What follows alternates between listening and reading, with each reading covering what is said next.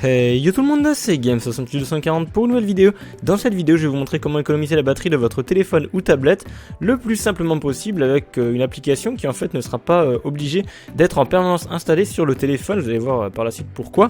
Par contre, je tiens à préciser avant tout que cette méthode ne fonctionne qu'avec les téléphones équipés d'écran AMOLED. Donc les écrans AMOLED, c'est simplement un écran sur lequel tous les pixels noirs sont éteints et donc ne consomment absolument pas de batterie. Donc zéro consommation pour tous les pixels noirs. Et donc ce que nous allons faire, c'est utiliser certains fonds d'écran assez spéciaux. Donc beaucoup le savent déjà pour les écrans AMOLED, si on met un fond d'écran tout noir, on va économiser de la batterie, mais c'est pas vraiment très joli. Du coup, il y a une application qui s'appelle DarkTops, juste, qui est disponible du coup en description de la vidéo. Vous pouvez cliquer dessus si vous êtes sur un téléphone pour l'installer directement, ou bien cliquer dessus même si vous êtes sur un PC pour pouvoir la télécharger par la suite vers votre appareil.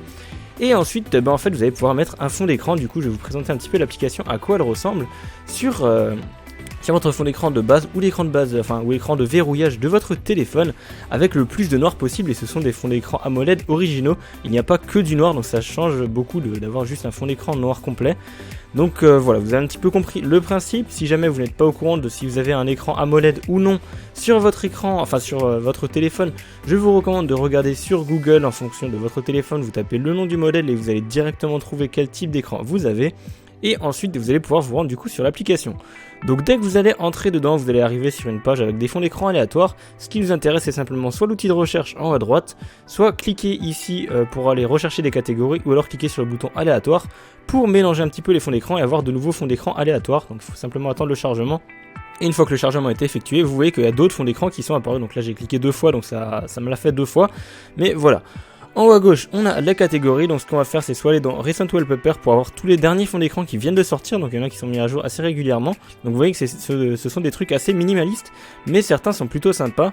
Et si jamais vous voulez aller encore plus loin et que vous ne trouvez rien qui vous correspond dans les fonds d'écran récents ou alors avec l'outil de recherche, vous allez simplement cliquer sur le bouton catégorie.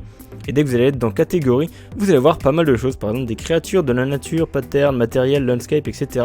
Par exemple dans matériel, c'est tout ce qui est matériel design, donc il y en a beaucoup qui aiment beaucoup ça et c'est plus ou moins assorti à Android. Donc là vous allez avoir plein de design, matériel design, avec le plus de noir possible sur les formes. Certains sont beaux, certains pas trop, ça dépend vraiment des goûts de chacun. Vous pouvez vraiment trouver ce que vous voulez, vous voyez qu'il y en a quand même un nombre assez énorme. En fonction des catégories, il y a plus ou moins de fonds d'écran. Par exemple dans Landscape, vous allez trouver des fonds d'écran de nature ou de paysage avec le plus de noir possible. Encore évidemment, c'est le but de l'application. Et vous allez pouvoir du coup définir ces fonds d'écran. Donc admettons maintenant je veux un fond d'écran qui me plaît, je ne sais pas, par exemple celui-ci. Je prends un exemple au pif.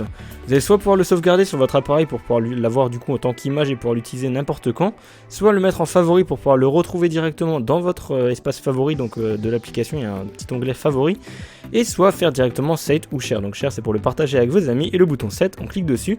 Il y a un petit rond de chargement qui va se faire, donc c'est très rapide.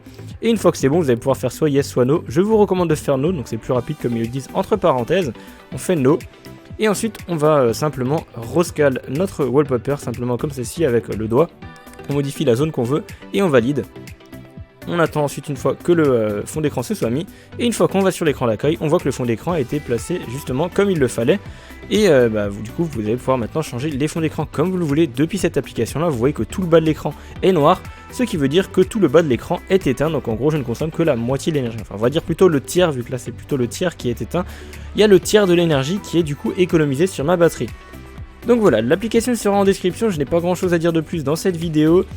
Je voulais juste vous montrer une petite manière originale plutôt que de mettre un fond d'écran tout noir sur votre appareil. Donc je vous dis merci d'avoir regardé la vidéo, n'hésitez pas à me dire ce que vous avez pensé dans les commentaires, j'espère qu'elle vous a plu. Si c'est le cas, n'hésitez pas à lâcher un petit pouce bleu en bas de la vidéo, ça fera super plaisir. Vous pouvez également vous abonner à ma chaîne YouTube si ce n'est pas encore fait, ou alors me suivre encore sur les réseaux sociaux, Facebook, Twitter ou mon site internet, tous les liens seront en description comme d'habitude. Et moi je vous dis à plus pour de nouvelles vidéos. Ciao.